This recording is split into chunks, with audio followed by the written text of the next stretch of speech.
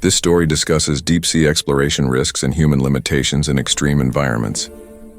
12 kilometers beneath the ocean surface, where the pressure could crush a car into a tin can, 3 men sat inside a steel sphere smaller than a kitchen. Then, without warning, their descent stopped. What they heard next would end the deepest human journey ever attempted, and the reason still haunts ocean scientists today. Context in one breath. On January 23, 1960, U.S. Navy Lieutenant Don Walsh and Swiss engineer Jacques Piccard climbed into a vessel called Trieste and dropped into the Mariana Trench, the deepest known point on Earth. Their mission was simple in words but terrifying in practice: reach the bottom of the Challenger Deep, nearly 11 kilometers down where no human had ever gone. They succeeded, touching down at 10,911 meters, but their triumph came with a cost no one expected. The dive took nearly 5 hours. The return took over 3, and somewhere in that darkness, at pressures exceeding 1,000 atmospheres, something went wrong. The incident they reported changed how we explore the ocean forever and raised a question we still wrestle with. Are some places on Earth simply too hostile for humans to visit? Timeline of key events.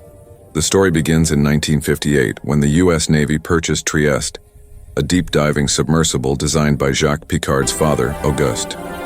The vessel was strange-looking, a massive gasoline-filled float tank attached to a tiny pressurized sphere made of steel 5 inches thick.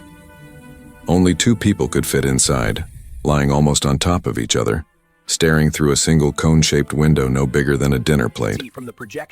Walsh and Piccard trained for months. They ran dozens of test dives, each one deeper than the last. On January 20th, 1960, they attempted a dive to 7,000 meters but had to abort due to rough seas. 3 days later, conditions improved.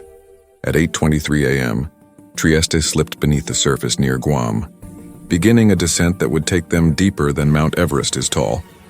Lower third, January 23, 1960, Challenger Deep, Mariana Trench.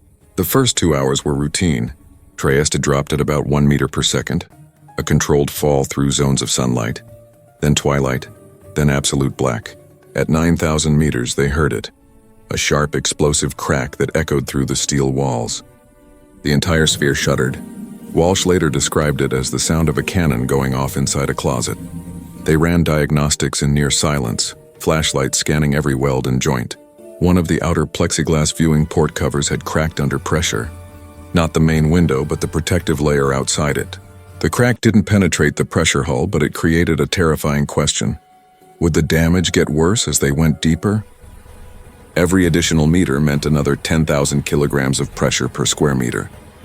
They had a choice: abort and surface, losing years of preparation, or continue into the unknown. Walsh and Piccard made a decision that still divides experts.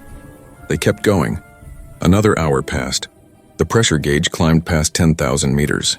The temperature inside the sphere dropped to just above freezing. Condensation dripped from the walls. Their breath fogged the instruments. Pattern break. Question: would you have kept going? At 1:06 p.m., nearly 5 hours after leaving the surface, Trieste touched the bottom. The depth gauge read 10,911 meters, though later recalculations placed them at approximately 10,916 meters. They had reached the deepest point in the ocean. Through the tiny window, Walsh saw something no one expected. A flatfish, pale and slow-moving, lying on the silty seafloor. Life existed even here, in the most extreme environment on Earth. Lower third. Source: Official U.S. Navy Dive Log, January 1960. They stayed on the bottom for 20 minutes. They took photographs, though most would turn out blurry and dark. They logged temperature, salinity, and current data, and then they began the ascent, dumping steel ballast pellets to rise. The journey up took 3 hours and 15 minutes. When they surfaced at 4:56 p.m., they had been underwater for more than 8 hours. Evidence and verification: the Trieste dive is one of the most documented deep-sea missions in history, yet parts of it remain contested. The official U.S. Navy report confirms the cracked viewing port at approximately 9,150 meters. Source: U.S. Navy Bureau of Ships, Report 1960 TR 23. Walsh's personal log, declassified in 1992, describes the sound as like a pistol shot, and notes that both men considered aborting. Document Walsh personal dive log, Smithsonian Archives. The sighting of the flatfish is more controversial. Walsh reported it clearly in his debrief, and Pickard confirmed it in interviews decades later. Source: National Geographic, The Deepest Dive, 2012. However, no photograph captured the fish, and marine biologists have since debated whether a flatfish could survive at that depth. Modern genetic analysis suggests the creature may have been a type of snailfish, which are now known to inhabit depths beyond 8,000 meters. Source: Journal of Marine Biology, 2017 study on Hadal zone fauna. The most important piece of evidence is Trieste itself. The vessel was recovered intact and is now housed at the U.S. Navy Museum in Washington, D.C. The cracked plexiglass port was preserved and remains visible on the exterior viewing assembly. Document: U.S. Navy Museum Catalog entry. Artifact 1960 DS-01. Engineers who examined it after the dive concluded that the inner pressure window was never at risk, but that the crack could have propagated if the dive had lasted longer. Conflicting views and gaps not. Everyone agrees that Walsh and Pickard made the right call. Some naval engineers argue that continuing the dive after the crack was reckless, that the men got lucky, and that luck is not a survival strategy. Source: Marine Technology Society Journal, 1985 retrospective. Others counter that the crack occurred in a non-critical component and that aborting would have wasted a rare weather window and years of preparation. There's also debate about what truly stopped deeper exploration. Some researchers point to the crack as a turning point, arguing it revealed the limits of 1960s materials science. Others suggest that budget cuts and shifting military priorities after the Cold War played a larger role. The U.S. Navy didn't attempt another manned dive to the Challenger Deep for over 50 years. Pattern break, info card. Confirmed: crack in outer port. Unconfirmed: whether inner hull was ever at risk. Marine biologists remain divided on the flatfish sighting. A 2018 expedition by filmmaker James Cameron to the same location found no fish at all, only amphipods and sea cucumbers. Source: Deep Sea Challenge Expedition Report 2012.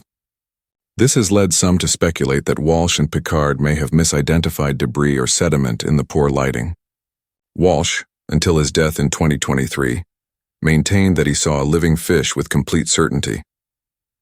Human impact: the Trieste dive didn't result in casualties, but it changed the lives of everyone involved. Walsh spent the rest of his naval career advocating for deep-sea research, but never went that deep again. Pickard continued designing submersibles, but he spoke often about the psychological toll of the descent, describing it as beautiful and suffocating at the same time. Both men reported vivid dreams about the dive for years afterward. The incident also shaped a generation of ocean engineers. The crack became a case study in materials failure under extreme stress. It influenced the design of every deep-sea vehicle that followed, from Alvin to modern robotic explorers. Families of engineers who worked on Trieste described living with the constant fear that a small miscalculation could mean death in a place where rescue is impossible. For the broader scientific community, the dive represented both triumph and warning. We had proven humans could reach the deepest ocean. But the cost in risk, resources, and stress raised a question that persists today. Should we send humans to these places at all, or are robots the better choice? Expert lens. Why it matters. To understand why the crack mattered so much, imagine this. At 10,000 meters depth, the pressure is roughly 1,000 times what we experience at sea level. That's like having an elephant balanced on every postage stamp of your body. Steel bends, plexiglass shatters. Human tissue would compress instantly. The reason Trieste worked at all came down to one brilliant trick. The pressure sphere was so thick and so perfectly shaped that the pressure squeezed it evenly from all sides, like holding an egg gently in your fist. But any crack, any weak point, and that grip becomes a crushing force focused on one spot. Engineers call this pressure focusing, and it's what sank submarines in World War II. Sidebar: Hadal Zone, the deepest ocean layer. Below 6,000 meters, named after Hades, the Greek underworld. The dive also matters because it revealed a philosophical divide in exploration. Some scientists argue that human presence adds irreplaceable value: intuition, adaptability, the ability to notice unexpected details. Others counter that robots are cheaper, safer, and increasingly capable. The Trieste crack became Exhibit A for both sides. Humans reached the bottom, but only by risking their lives in a way no robot ever would. Today, only 5 manned dives have reached the Challenger Deep. Hundreds of robotic missions have gone deeper, stayed longer, and returned more data. The question isn't whether we can send people to the abyss anymore. It's whether we should mini-recap, pattern break, visual, timeline scrub showing 1960 dive, decades of silence, then 2012 Cameron dive. Here's what we know for certain. Walsh and Pickard reached the deepest point on Earth. A viewing port cracked under pressure. They continued anyway. They saw evidence of life. They returned safely. What we don't know is whether the crack was ever truly dangerous, or whether it became dangerous in hindsight, shaped by decades of caution and second-guessing. The real mystery isn't what stopped them. It's what stopped everyone else for 52 years. What's next? Scenarios. The future of deep-sea exploration is splitting into 2 paths. On one side, companies like Triton Submarines are building new manned vessels with stronger materials and better life support. Billionaire-funded expeditions to the Challenger Deep are becoming almost routine. On the other, autonomous underwater vehicles are mapping the ocean floor faster and cheaper than humans ever could. High confidence, robotic exploration will dominate. Costs are dropping and sensors are improving. Within 10 years, we'll have near-complete maps of every trench on Earth. Medium confidence. A few dozen wealthy adventurers will pay to visit the deep ocean, much like space tourism today. But it will remain a niche activity, not mainstream exploration. Low confidence. We discover something down there that changes everything. A new form of life. A resource. A geological process that rewrites textbooks. If that happens, the debate over human versus robotic exploration reignites overnight. Pattern break question. What would make you want to go 12 kilometers down? The other wild card is climate change. As the ocean warms, deep-sea currents are shifting. Ecosystems in the Hadal Zone may be changing in ways we don't yet understand. Some scientists argue we need more human eyes down there, not fewer, to catch details robots might miss. Others say robots are precisely what we need, because they can stay down longer and cover more ground. 65 years ago, 2 men heard a crack in the darkness and chose to keep going. They proved that humans could touch the bottom of the world. But they also proved that getting there costs something we're still calculating: risk, resources, and the nagging fear that some frontiers weren't meant for us. If this story fascinated you, watch next, The Ocean Trench. That swallows sound and scientists can't explain. Why? Where we explore another mystery from the Hadal Zone that defies every model of physics we have. This script drew on U.S. Navy archives, peer-reviewed marine biology journals, interviews with deep-sea engineers, and expedition reports from 1960 through 2023.